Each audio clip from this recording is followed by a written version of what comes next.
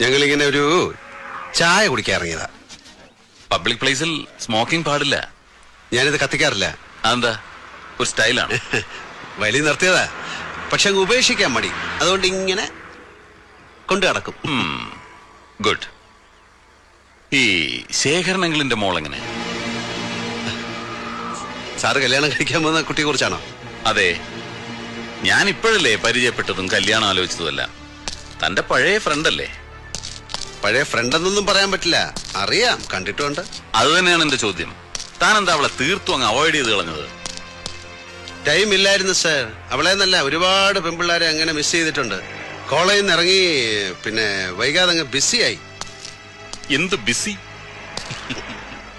Smuggling ആയിരുന്നു. Spirit, കുഴൽപ്പണം, ചന്ദനത്തൈലം, അങ്ങനെ ഓരോന്ന്. Underworld Prince.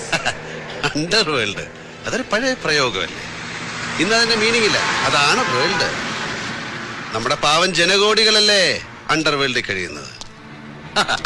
താൻ നല്ല സ്റ്റൈലായിട്ട് സംസാരിക്കുന്നു. ചുമ്മാതല്ല ആ കൊച്ചു തന്നെ കയറി പ്രേമിച്ചത്. അതേടോ, എന്റെ വുഡ്ബി എന്നോട് പറഞ്ഞു അവൾക്ക് വയസ്സറിയിച്ച കാലം തൊട്ടേ തന്നോട് ഭയങ്കര പ്രേമമായിരുന്നു. ആയിരിക്കും. ഞാൻ ഭയങ്കര ഗ്ലാമർ ആയിരുന്നു കുറച്ചു കാലം മുമ്പ്. ഇപ്പോഴും മോശമൊന്നുമില്ല. ഇല്ല, എന്തോ എന്നെ ഇഷ്ടമാണ് ആളുകൾക്ക്. താനെന്നല്ല നല്ല ഫോമിലായിരുന്നു. തട്ടുന്നോ കഴിവേറ്റുന്നോ ഒക്കെ വെച്ച് കീറുന്നത് കേട്ടു. ചുമ്മാ പറഞ്ഞതായിരിക്കും അല്ലേ തന്തപ്പടി കൈവിട്ട മുതൽ പിടിക്കാൻ? എന്നെ പറഞ്ഞല്ലോ ചിലത്.